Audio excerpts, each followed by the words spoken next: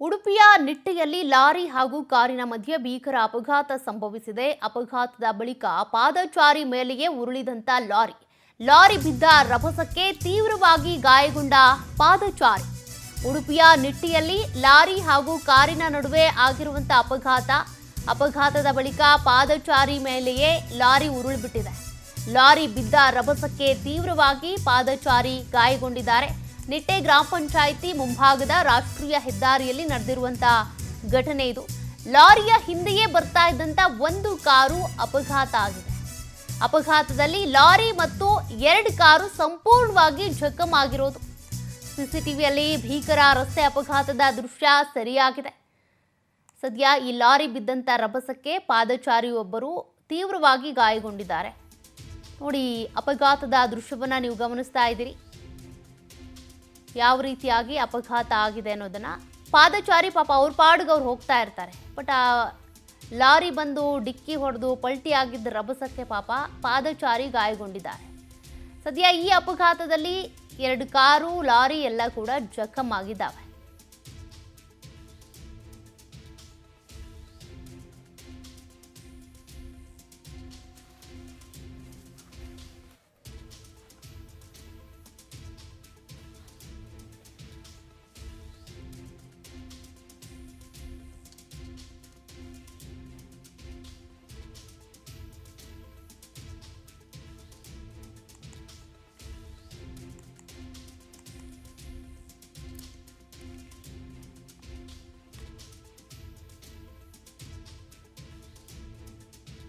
ನೋಡಿ, ನಿಟ್ಟೆಯಲ್ಲಿ ಆಗಿರುವಂತಹ ಅಪಘಾತದ ದೃಶ್ಯವನ್ನ ನೀವು ಗಮನಿಸ್ತಾ ಇದ್ದೀರಿ.